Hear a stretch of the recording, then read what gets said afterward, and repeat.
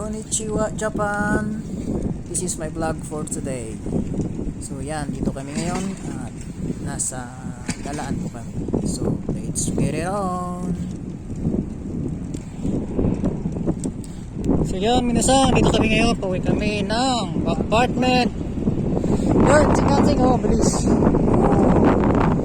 Pinakamabilis na tren, Shinkansen. Hi, ayan. Galing kami ng bike muna. O, sa minasan, tingnan nyo, may tanim silang mais dito. Double system yung ginawa nila. Diba? Galing. O, yan, may tanim din sila. Ay, damo pala yan, pero parang may palay. Mga damo pala, sorry.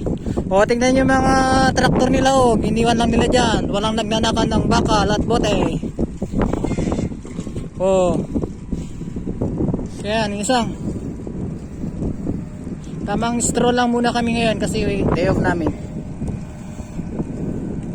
Galing kami ng Gunma.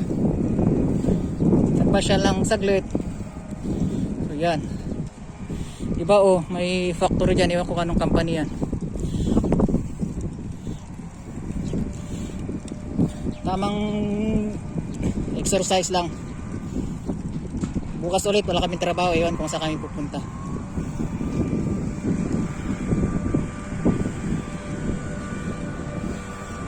So, ngisang, see you next video. Oy, may mga taniman pala sila dito. Yan. Ah, di ba? So, ito may bukid sila rito, minasang mga. Oh, yan. Machine pang ginamit nila nagtanim diyan. Oh, di ba? Ang kagandahan dito. Sa ngayon, sagana sila sa tubig kaya wala silang kalenda sa pagtatanim ng mga root crop ay mga cereals. So yan, ito may bakante rito, baka tatanan nila yan ng mga gulay. So ito, mayroon silang, iwan ko, barley ata to, trigo. Yan, o, ready to harvest na yan. Pero iwan ko, parang gagawin natin nilang pakain natin sa kwanto hayop. Yan. So ito, may mga onion sila. Oh, sarap lang magtanim dito. Beef and pork processing yung trabaho, pero nakakita ko magtrabaho sa farm. Kasi nga, isa akong agriculturist, pero ito, napunta ako sa beef and pork processing. But anyway, kundi naman pala sa course ko kasi sa school namin, tinuturo din naman about sa amin sa animal science. So yan. So, but dahil dito sa video natin, i-flex ko ng farming system na dito. So yan, dito mapapansin nyo minasang mga bahay-bahay na to, pero makikita nyo may mga taniman pa sila. O, may mga cauliflower pa dito, may broccoli.